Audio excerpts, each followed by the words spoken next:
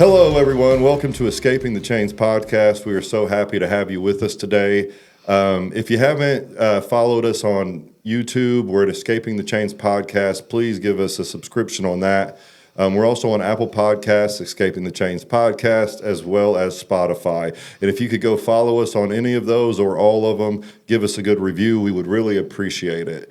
So today, before we get into this, I want to do a disclaimer. We're going to be touching on a lot of rough topics, and I'm not sure exactly what all they are. So this is just like a blanket disclaimer that there will probably be talk of abuse and things like that. So if that's something you struggle with, you may want to watch it with somebody else, and watch having kids around and stuff until you watch or listen to it, and then you can make that decision. So today we have our friend Joyce with us. And we're just going to kind of dig into it. She has, we haven't heard her entire story, so we're pretty excited to have her here. And we're just going to kind of dig into the things she's been through and what God's done in her life and how he transformed and, the whole beauty for ashes thing that we talk about a lot. So, Joyce, it is good to have you today. How are you doing? I'm doing all right. A little nervous. So I'm just going to have you kind of start from... what was your childhood like? And we're just going to kind of navigate through this story and see where it goes. Oh, goodness. Childhood was definitely interesting. Yeah. It was a lot of different things. I can remember my first part of things when I was about 15 months old of being abused by my father.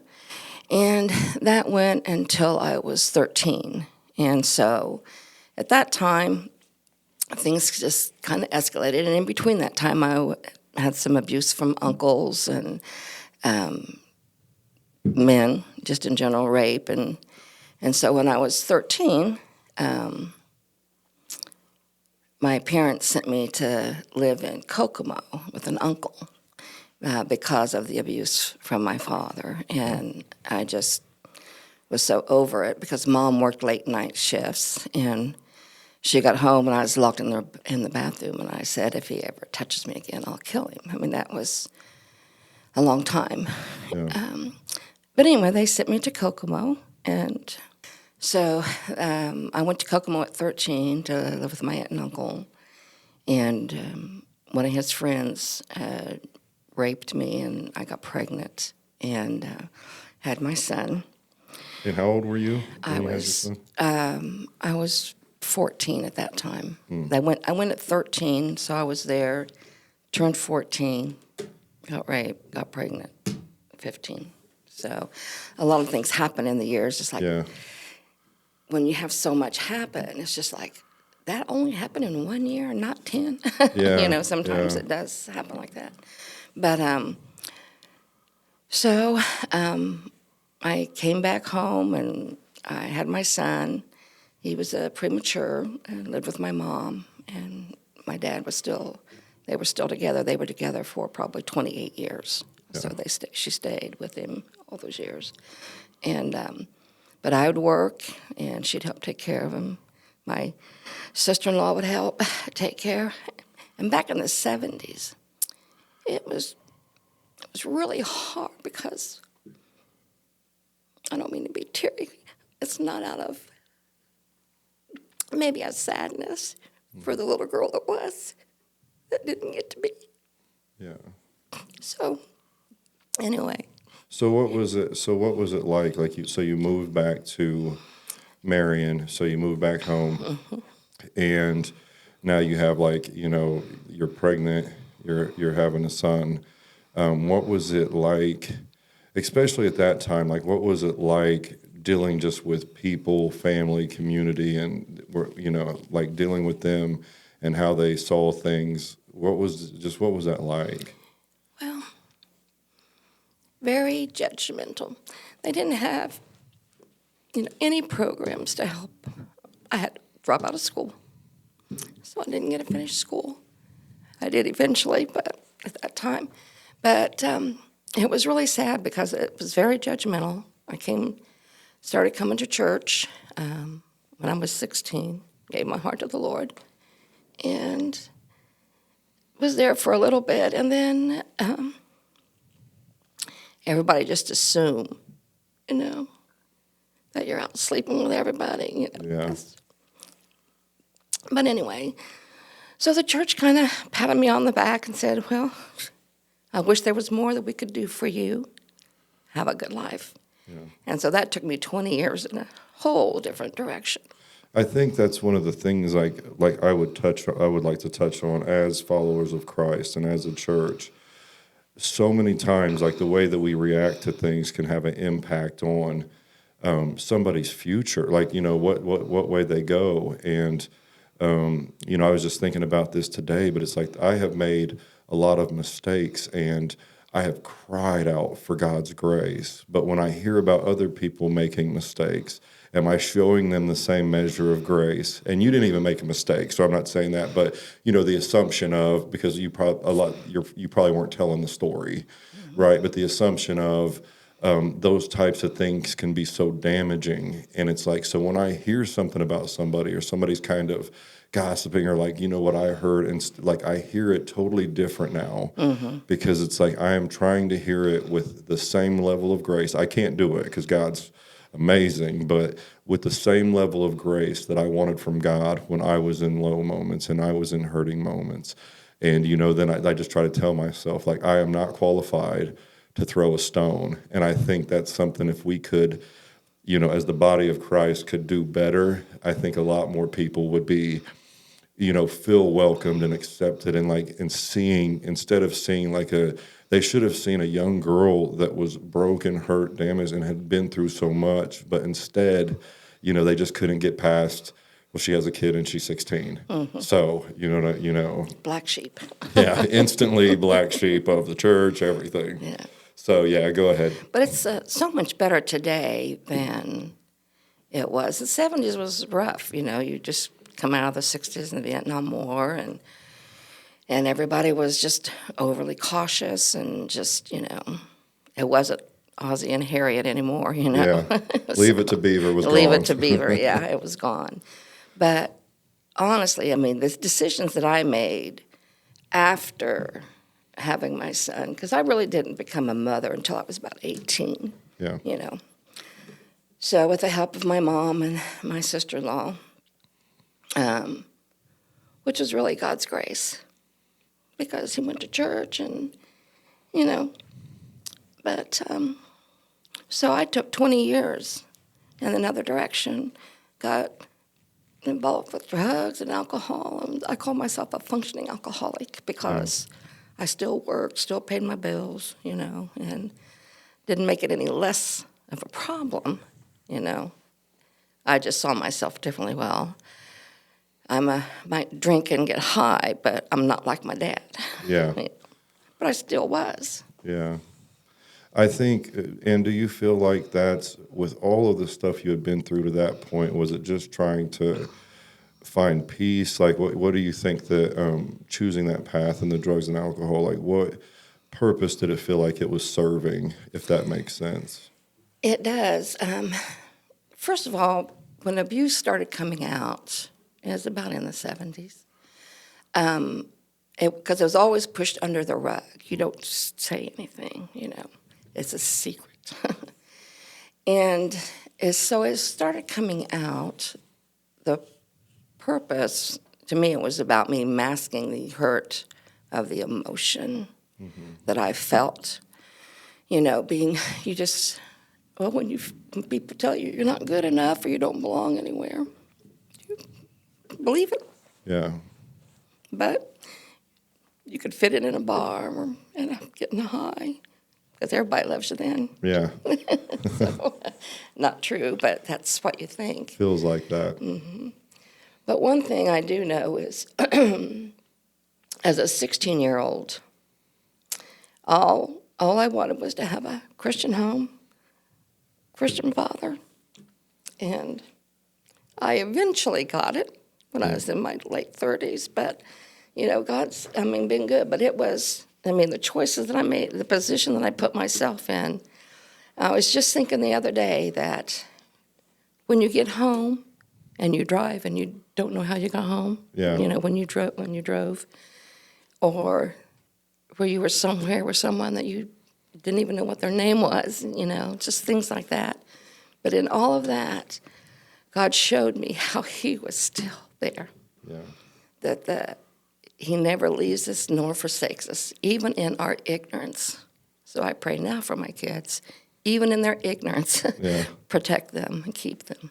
That's what I had Todd on, and that's one of the things he was talking about is like we get to guilt and shame and we put ourselves in these places and then we feel like it's too disgusting for God. But nothing's too disgusting for God, but that's, and as life starts to chip away, and it's different for everybody, I don't have a story, anything like this, but as life starts to chip away at your value and the enemy starts to tell you that you have no worth, he gets you right where he wants you, which is in these, in my mind, and I've been there, like these disgusting places. So you're just sitting there in the pit, and you're like, there is no way, if there is a God, that he wants to have anything to do with this place or me or where I'm at or anything around it. Yeah, and even where the church was, because it was all works. I mean, everything was outward. If you dressed a certain way or looked a certain way. Well, I always thought I was going to hell, but so if I'm going to go to hell, I guess I might as well wear pants. Yeah. Because once you feel that, because that's when I was younger, I was raised in church, and it wasn't anybody else's doing necessarily, but once you feel like I'm going to hell anyway, you start to wild out on a whole nother level. Yeah, you do. And what you tell to yourself, too. It's like, But you just never forget. I mean, I can remember sitting on bar stools and talking about Jesus. You just, once you've experienced that, you never, ever forget. When I lay my head down at night, you just don't forget. And you look for it in all the wrong places. I think that's the comfort that I find in being a parent is like no matter what decisions my kids make or the people that I've encountered, and no matter what decisions they make, I know Jesus is in there somewhere, and you can't escape him. Once he's in your heart, you can do all of the things, but he still comes knocking, and his voice is still going to be whispering to you. He still does. He still does. He doesn't. He doesn't ever give up. No. We can give up, but he never does. So, walk away after 20 years, and I was living in California. And I got hurt in a job I was working. I was a manager of a facility, and I had about 50 employees, but I only had half staff that day, so I was putting stuff up, going up and down the ladder. And the next day I couldn't walk, so I would go to a chiropractor, and they do all these things. And but I got an upper respiratory, blew out my back in 2 places, L4 and L5, wound up paralyzed for about 6 months. And I had surgery, but they told me that 10% chance of ever walking again. Oh, my. And so, of course, you lose everything. I lost my job, lost my home, lost my, everything. But God brought me back to Indiana with my parents, my mom and pop. Is this the same father? No.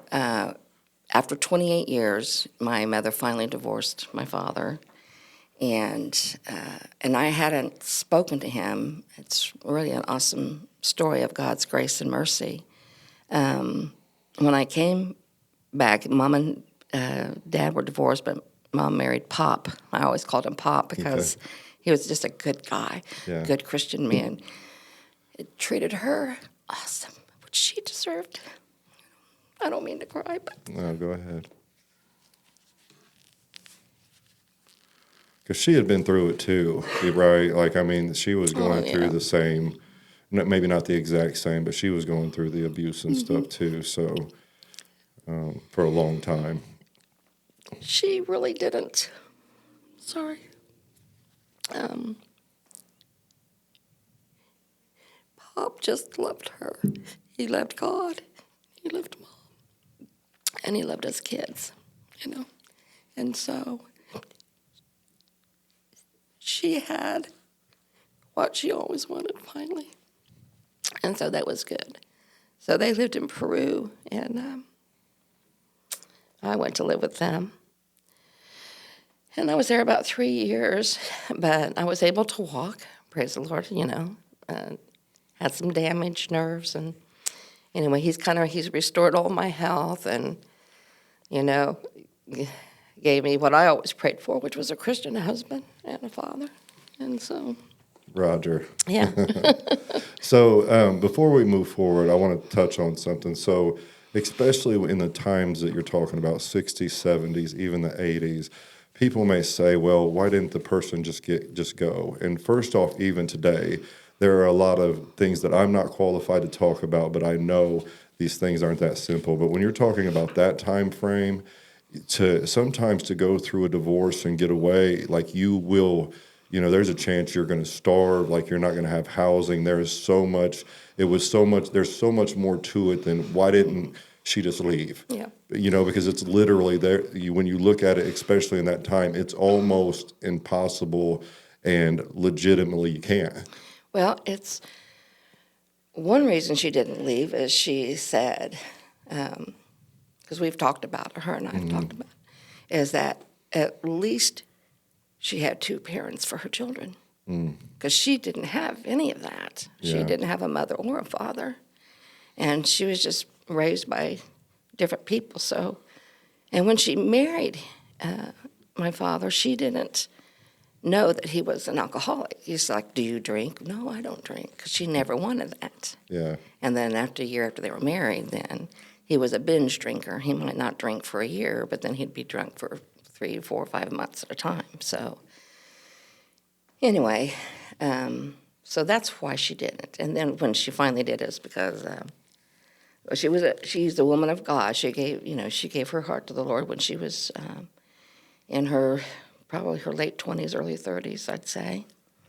And she stuck with it because she knew that divorce was not part of it unless there was infidelity. Mm-hmm. And we used to talk about that too. I'd say, well, but I haven't seen him with my eyes. And so when she finally did see it, she was able to then get a divorce. And in fear for her life, because he was pretty mean. He would beat his kids with whatever, sometimes, water hose, whatever, you could get your hands on. But she did get away from it. And, but she just always loved God. She would just, knowing that she would get beat, she would still. Tuesday, Thursday, Sunday morning, Sunday night, and if we had a revival, we'd be there then. So. And those revivals can last quite a while. Yeah, sometimes 6 weeks. Yeah. If they pop the tin up, it's over with. Yeah, that's right. But, it was all good, but you just, like Gary made different decisions than what I did. My brother Gary, yeah. But all I know is God's a restorer of things, So you move back. She's with the new husband, Pop, and he's an awesome man. Mm-hmm. And you're starting to working on getting your health back and kind of getting your life.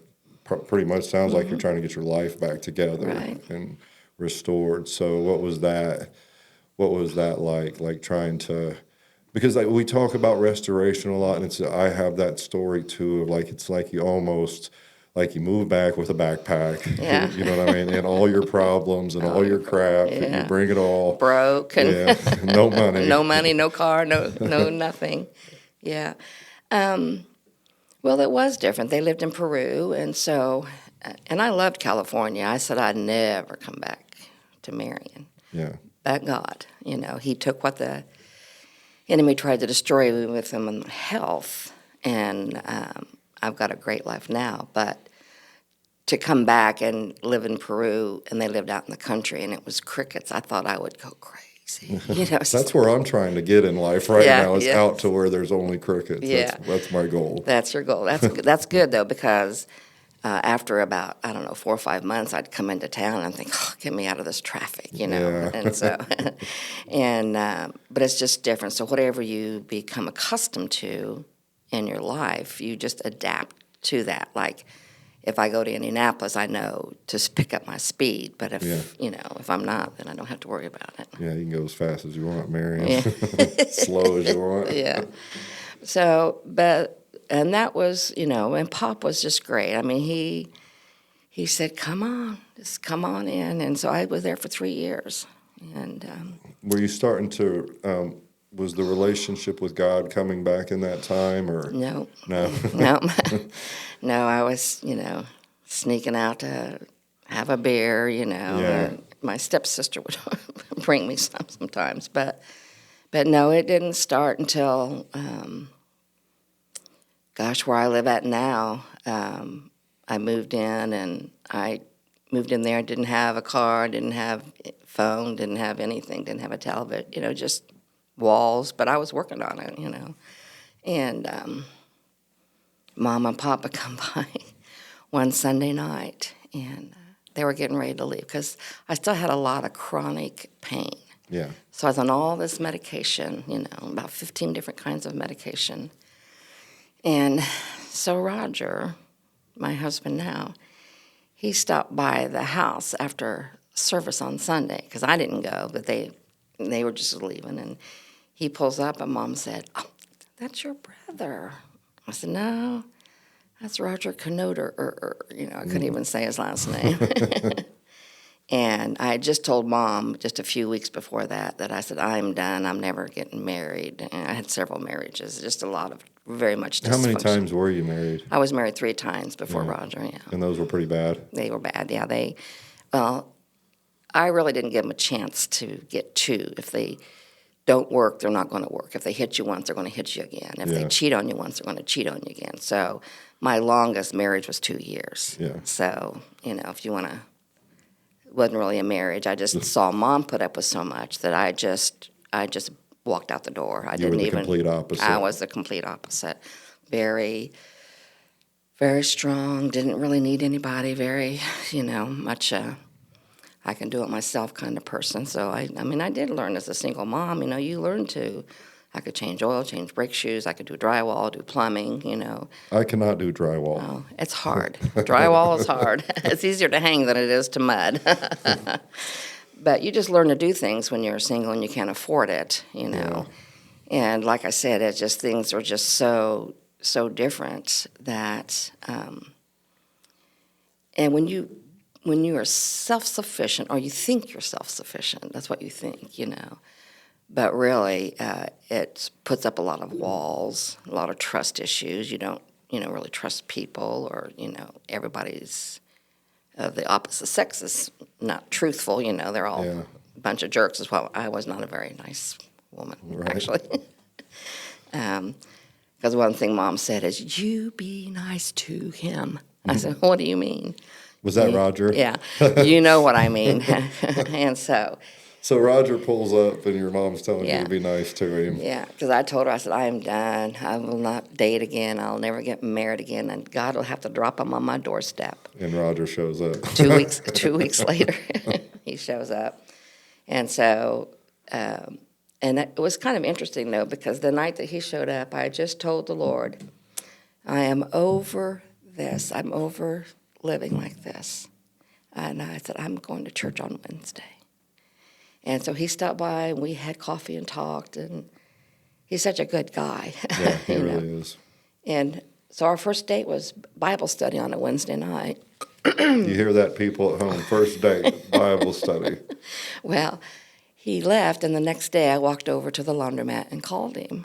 And I said, "Would you like to go to church with me on Wednesday?" He says, "Well, let me mull it over." And I said, "Well, you mull it over, and if you want to go, be here at 6:30 at my house." And and he showed up. So and we went, and that was my first time back in a church for 20 years. So, Joyce, you went from all men are evil, Yes. and I can do it by myself, to actually reaching out to him. Yep. Well, that's a miracle, kind God of. dropped him on my doorstep, yeah. That's kind of a miracle. It really is, John. It really is, because when you have so much, when you compare, I compared every male like how my father was. Mm-hmm. And by my choices, even though I didn't like the man that he was, every person that I chose in every relationship was a facet of who he was as a man. Whether he didn't work, whether he was a drunk, whether he was an abuser. Every one of them had those qualities. I hated that, and I didn't think I was choosing that, but I still did. Now, Roger was the opposite. I can remember talking to, in the class that we were taking, I told Gary, I said, well, Roger's just kind, and he's sweet, and he just has grace. And Gary said, oh, those are kind of Christ characteristics. Well, that's something else I want to touch on, because like it gets, like in personal life and stuff like that, we talk about that a lot, because when you're so used to toxic, and that's what you know, and then somebody, then you meet and eat friendships, intimate relationships, dating, but you'll meet somebody and they have, like, they're calm, and they're not controlling, and it's hard for people, because the way that I've understood love was, you blow my phone up, you threaten me, you act, you act wild, you try to control, and then you have somebody come into your life that's like that, that more gentle and patient and kind and caring, and you're like, what is this crap? They don't freaking like me, and then like it's such a, like the history, our stories and what we've lived through shapes so much, and like what love is, which a lot of us have been taught it's not actually love. It's control, it's possession, it's, those types of things. Did you have a hard time with that, like with him being so different? Well, we started dating in March, and he asked me to marry him in April, and I said no. I think I said no 3 times. He kept asking? Yeah, he kept asking. He's got some tenacity. He doesn't give up very easy. And he'd left the house and went back to his place. And the question that the Lord asked me was, what are you afraid of? I'm not afraid of anything. Well, then you call him and tell him August the 1st. Are you sure about that? Because we don't have that much in common, So I did. I called him, and I said, how about August the 1st? And he said, for what? It's like, you're going to make me say it. So he made you say it. He made me say it. I said, to get married. He said, sounds good to me. So we planned on that. We got married August the 1st of 92. But you evolve, because even the day we got married, I'm thinking, am I even doing the right thing? Because we were so total opposite. But he needed me to encourage him and build him up. The Lord knew that I would never hurt him or hurt his emotions or his feelings, because even as mean as I wasn't going to kick somebody when they're down. You know what I mean? Yeah. You just have some kind of, honor. But he gave me the grace to grow. He gave me the grace to grow into a woman that God wanted me to be, not who Roger wanted me to be, because Roger loves God, and I knew that he loves the Lord, and he loves me, and then he loves the kids. He just stepped into that. And so it was just like, and then Sharon found a prayer. Sharon's your sister-in-law. My sister-in-law, that she always helped a lot with my son. I bet she did find a prayer. That's kind of her thing. She did. Well, she found a prayer that was written in a drawer when I was 16, and it was, Lord, help Joyce find her Christian husband. And so, well, first of all, your prayers never go unheard, And like I said, I was in my late 30s when I come back, and we got married in 92, so that was pretty awesome. So everything kind of evolved into that, and he just never pushed me, never told me, you need to do this, you need to do that. He just let the Lord do the convicting and growing, and, about that time we started having some encounters, and so to share your testimony and, walk through that. But in all of that, because, and it's good that you can evolve from where my life started and where it is evolved to today. And in the midst of that, Gary, my brother, we went to Kentucky where my dad was at, and he had lung cancer. And the Lord had healed him once of it. But however, it had came back. And we went down there, and forgiveness is huge in life, because Gary was trying to lead him to the Lord, and I'm sitting across the room, and I really hadn't seen him in 20 years, to even talk to him. And I still called him, I never called him Dad, I just called him, Earl. Anyway, I know Gary was talking to him, but he kept staring at me. My dad just kept staring at me. And the Holy Spirit's just like, go over there and put your hand on his and tell him that you forgive him. And in my mind, I'm thinking, well, I've already done that, I've already done that process. Do we have to go through it like Do this? Yeah. He didn't even ask for me. He's never ever admitted anything, But then, second or third time, probably the third time, because I was not one to give up too easily. But his grace, So I went over there and put my hand on him and just told him that I forgave him. I just, and it broke. I mean, Gary could led him to the Lord, him and Judy, and, it was probably one of the best days I ever had with him. And he died 6 weeks later. But, he was just a mean person. His face, it just, with drugs and alcohol, and just, his face was all pocked up. But when Sharon and I went into the hospital room, his face just had a glow on it, It's like, wow, about God, And that's good. Yeah. That's, we know where he's at, and he had hell on earth, but God's grace. Yeah. God's grace. Oh, that's deep. So this is interesting for me because, like, since I've been coming around, you're just like saint. You're a saint. And so Sister Joyce, and like a leader. That's how I've always seen you. For like some of the women listening and men, you're giving your life to God and really following Him and starting to have encounters and all of that stuff. Where do the memories from the past, from a year and a half old till, honestly, several years, but like those really tough, traumatic things, where do they fall in your life as you're going through that? Like, what was the process like? Because I know you can't really ignore that stuff. I guess you can, but like it's still kind of it's there. Mm-hmm. So what was it like as you started to walk this out with Roger and God and the family? Was it something that surfaced a lot and you had to kind of pray against in battle, or? Well, forgiveness, when people talk about forgiveness, unforgiveness being like a poison or even a cancer, because it is, it shapes.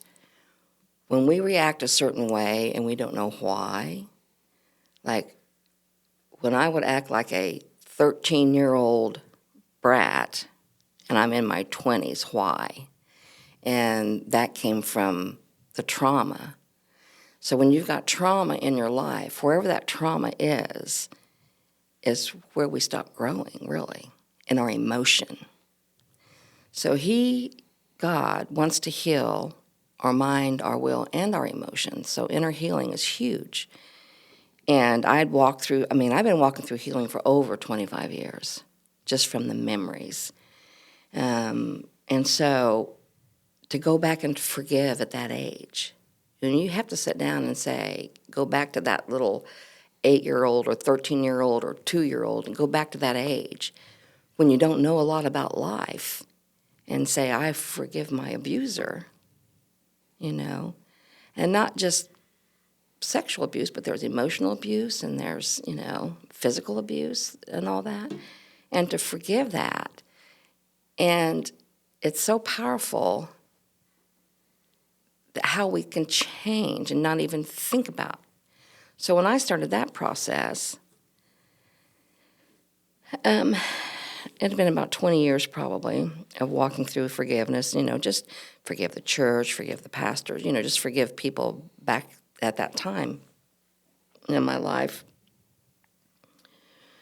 But I had such rage on the inside, and I didn't know where it was coming from. I think I love God, I love my husband, I love my kid, I love.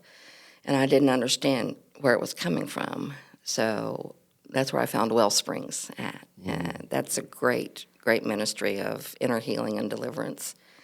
And but when I walk in and I tell them this, I've been walking through healing, and I don't know why I'm so angry and rage, and they're just, yep, they all knew that it was a memory. And it was a memory of even forgiving myself, because we make decisions that brings us shame, guilt, and condemnation, and we just carry that with us. And even if it's not your fault, but when nobody believes you, then it's your fault. Yeah. You know what I mean? When you're telling somebody something and they say, well, we don't believe that, well, then it's your fault. I mean, that's how the enemy makes you, how the devil does. But, and that was probably, it's been 9 years now, and I've not had one flare-up of rage at all. And I went back and just forgave myself at that age. And so, and it's a process because, when I was raising my son, it was from that perspective of, because he went through my marriages with me, Yeah. And so that affected him. And so, inner healing is big. Yeah, and I believe Jesus Christ can do anything. Like Yeah. my addiction was lifted off of me just for calling out. But I think it's also like sometimes like we'll say, just hand it to God. And what does that look like? Right. And how many times do I have to do it? You know what I mean? Because I'll feel, and it's not comparable to the things you've been through, but even some of my things that have like, I gave it to God last week and it's back. Be patient with yourself, like through that process, because you lived through. And again, I believe I've met people. Everybody's process is so different. But don't be like, oh, okay, I'm supposed to be over this, because those things come, they come back. They're a part of your life, your memory, your history, and as amazing as it is for the handful of people that just, the rest, which is so many, have to go through this process, and like you'll be in the middle of anything, and something can trigger a memory, and it comes back, and I think. Sometimes those laying things down at the altar and giving it to God, it's a repetitive, and it may be something you're doing for years. Like you don't know the process, but you do. It's good to keep giving it back to God, and instead of like getting discouraged and being like, this is just something that I have to live with, and it may be, but like still like go through the steps. It's like I'm giving this back to God. I'm gonna in recovery a lot we do inventory, and it's like I'm gonna go back to this place. And that's another thing. If you're going back and unlocking memories and stuff, make sure that you have people you can talk to, vent to after you do that. Sometimes I have to unlock stuff with. If we're talking to youth or something, somebody's like, hey, can you touch this topic? And you start thinking, it's like, I can, but I've got to go back to some place that I really don't want to. And in that process, like I'll take my walk, I'll unlock it, and then I call a friend. We may just be talking about football, but just to like, bring yourself back and don't stay there, and make sure you have things set up to where, because, it can be tough doing that on your own, going back and facing things that are very hard things to face, and kind of doing it the right, taking the right steps and making sure you have safe people. We say this all the time, you don't vent to everybody, Right. but have safe places where you can be like, okay, look, I've been processing this memory. It's really hard. Can you bring me a pizza? Whatever whatever it looks like to. So I just wanted to say that because I think a lot of times it's like, well, just hand it over to God. It's like, well, what? I've heard this 50 times. I've done this 50 times. Like, what's the process actually look like? And it's so different for everybody in their relationship with God, and levels of trauma and how deep it hurt and how many people you hurt in the process. Right. There's so many layers to it. Yeah, and that's a really good point about it coming back, because to me, every day I have to choose, just like you do. Anybody that's recovering from anything, we have to every day choose to make a good choice. We can make a bad choice. That would be easy. But a good choice is what keeps you free, what keeps you from having to look over your shoulder all the time, But when those memories come, every time I've ever taught anything, it triggered a memory, but God wanted to heal me in that area so I could grow and be more of who He's called me to be. I'm still growing. I figure I've got lots of memories yet to. Yeah. But, sometimes we don't remember everything. Like not too long ago, I was talking about inner healing. And rejection is so huge in, most people's lives that I hadn't thought about not being invited to a slumber party because I was 15 with a kid and a bad influence. But that spirit tried to come back and make me feel that rejection. And I thought, no, I'm not rejected. I come against it. So I've learned to do that, just like being when I quit smoking, I quit drinking, I quit, getting high. There's always an opportunity because that's how Satan works. I hadn't smoked in probably, 5-10 years maybe, and I go home, and along the back fence, there's this cigarette laying there, and it's a pristine, my brand, not burnt up not or burnt anything. up or anything, just laying there against my back fence. And I said, oh, just pick that up. You've had a pretty hard day. Nobody would know. Yeah. Oh, you're a liar. So I go in the house and I call somebody.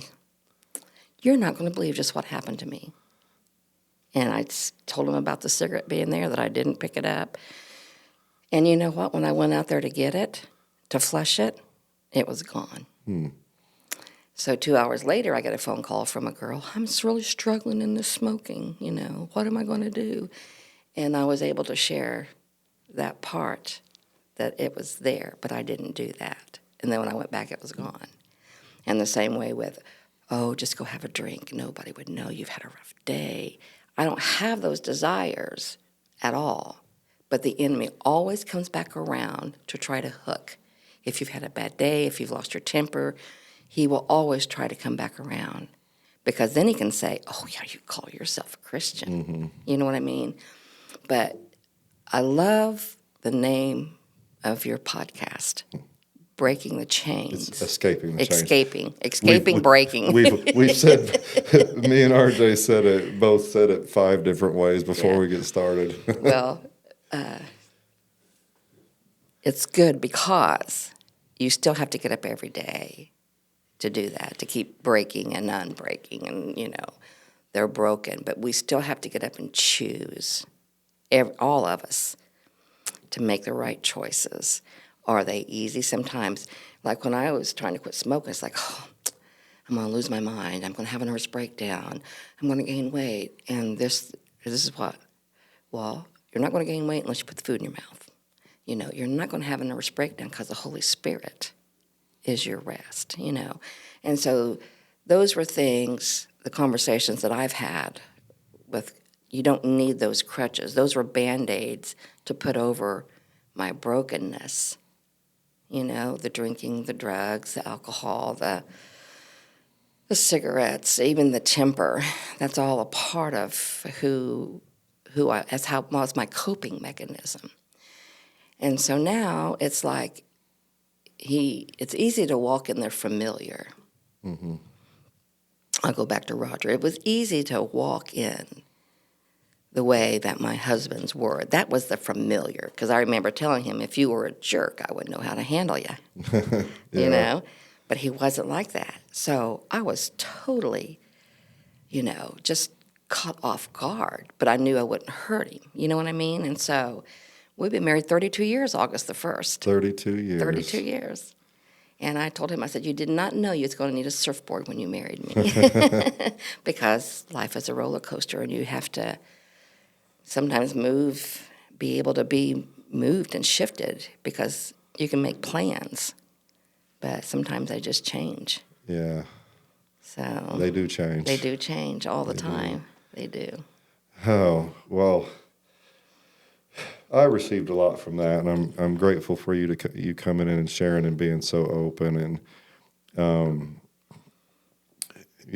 that's just it's an amazing journey of, like, just figuring out how God sees you, and because we can say it, but then actually adopting that into your life is like, okay, my identity is who God says I am, and not who the world, the enemy, my circumstances. It's such a powerful revelation that sounds so simple, but it's difficult. It's difficult to get there because there's always that pulling back. There's always the voices, circumstances change, and there's always something that's trying to bait you into, swinging on somebody or whatever that might be. That's where we change, though, John. That's, the Lord showed me a few years ago that, I've prayed for some of the guys at church, and I can put my hand on their heart, and he just allows me to see the little boys that were abandoned or left or hurt, and just to pray over them in that, because he's never left, and that we're little girls, we're just little girls that go through life that the enemy tries to destroy us with. But God loves us so much. But we get to choose. You get to choose whether you swing or not. Mm-hmm. Makes you feel bad if you do, but when you don't, it just is. It makes you walk different. And when you know you're loved, I'll never forget the first time that I really knew. I prayed for myself for 6 months. Lord, I want to know. I don't want to just know it, but I want to feel. I want to feel your arms around me. I want to feel your presence. I want to feel your love. And on a Saturday morning, he just come in. I could just feel his arms wrap around me.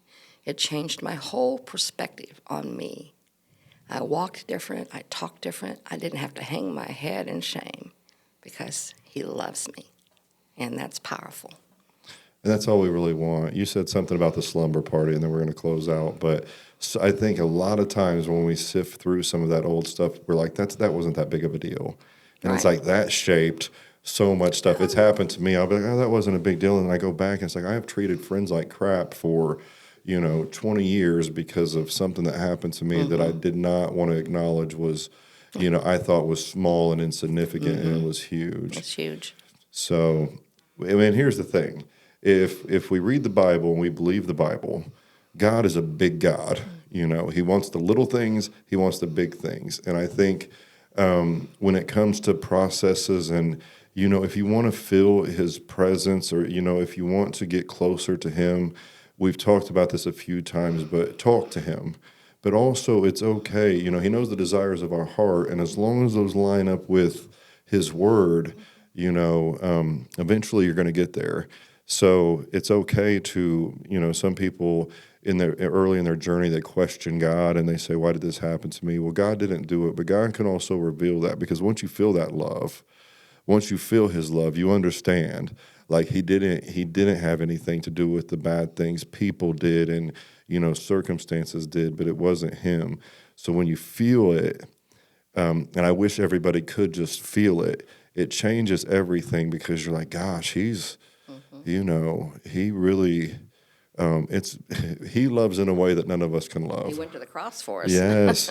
Think about the person you love the most, and he has a greater depth and just coverage of love over your life than that. And it's mind-blowing. Yeah. You know what? One thing is, what I've learned in my walk is that it doesn't matter if I feel it, if I feel him or I don't feel him. It doesn't matter if I do everything right or if I do everything wrong. It doesn't change his word or how he feels about me. Mm-hmm. So we can't judge by our emotions or by our feelings, because they lie to us all the time. And if feelings were a person, we wouldn't be friends with them, because they're so wishy-washy. They'd be confusing. Yes, they would. That's for sure. And that's what I think about, like my daughters, because I am a single dad, and I'm around them sometimes, and then I'm not. But they know if I'm in the house, they don't have to feel that I'm there or hear that I'm there. I'm there. And if something happens, good, bad, ugly, they know I'm there, and they don't, they don't question it. No, they know I'm in the building, right? They may not know, they may not have talked to me for a little while, they may not have seen me for a little while, but they know I'm there. Mm-hmm. They know I'm on the premises, which there's a comfort for them in that. Yeah. There's a safety for them in that, and there's somebody that loves them unconditionally. Mm-hmm. They're ready to do whatever it takes so that they know it right there. And they don't have to feel it, and they don't have to see me. Right. They don't have to feel me. I'm there. Yeah. And if you can get that, in your spirit that God is the same way. He's Yes, here. yeah. It's not always, the sky's not always going to split. Doves aren't going to fly, and like all of these things. Like, sometimes you just have to know, like, I've heard him before. That means I know that he's here. He's on the premises, even though he's not necessarily talking to me in this moment. Believe to receive. Believe to receive. So listen, Joyce, you've blessed me. I'm going to pull a lot from this conversation, and I'm really grateful for your transparency and for you coming in and having this talk with us. I want to thank RJ. It's good to see RJ today. He's our producer. He's with Delivered Media. We're so grateful for them. They do the setup and the editing and everything. And if you have any needs in that department, you should get a hold of them. They're on social media and everything. We tag them in most of our stuff.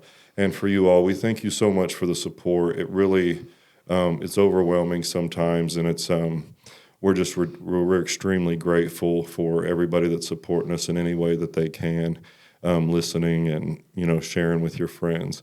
This is Escaping the Chains podcast, and we come out every Monday, sometimes with a testimony, sometimes with a message, but there's not much to follow up on what we just heard, so I'm going to close it out. We're just super grateful for Joyce, RJ, everybody that just makes this thing go. I'm John Humphreys with Escaping the Chains podcast. We love you guys so much.